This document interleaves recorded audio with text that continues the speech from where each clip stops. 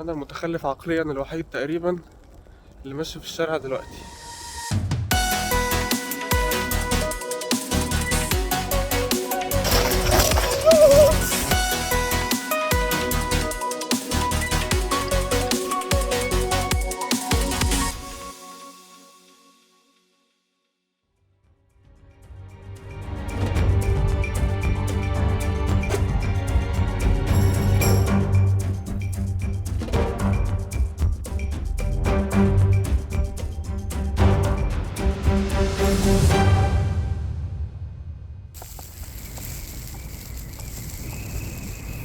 يوم طبيعي في كندا، أو خلينا نقول يوم من أيام المواطن الكندي.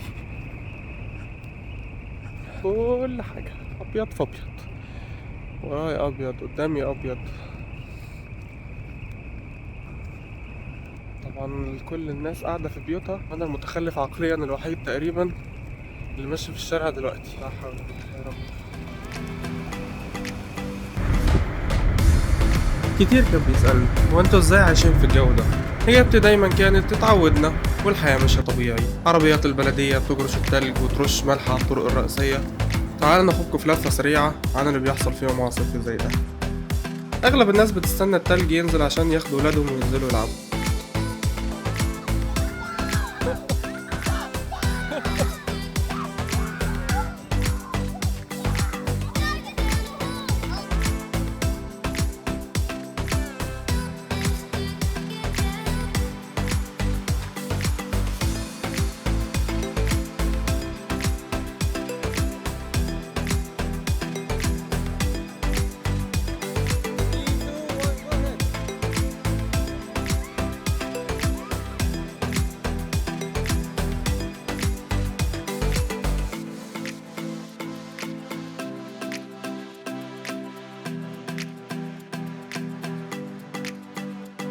وطبعا رياضة جرف التلج من قدام البيت، ودي اللي أغلب الناس بتكون مجبرة تعملها عشان تعرف تخرج من بيوتها بالعربيات. I mean, it's just a workout, right? Instead of like going to the gym, just doing some shoveling. Yeah, enjoy it. طبعا معلومة كمان، هنا في القانون الكندي لو حد اتسحلق قدام بيتك ممكن يرفع عليك قضية وتتبهدل عشان انت مشيلش التلج وتسببت في ضرر جسدي لشخص آخر. تيجي كندا، تعالى كندا يا سيدي، تعالى شوف كندا الوش التاني. طبعا العاصفة دي بتيجي كل اسبوعين 3 كده تقريبا، والناس متعودة هنا على الموضوع ده. بس العاصفة المرة دي كانت مختلفة شوية، كانت المفروض تيجي بدري كتير عن كده لأن الشتاء اتأخر السنة دي، ولكن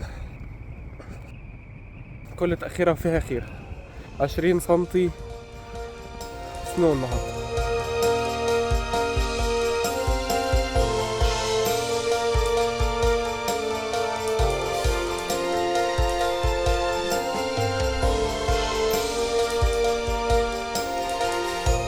طبعا شكرا لكم متابعتكم للفيديو المتواضع، وإن شاء الله يكون في حلقات تانية أحسن.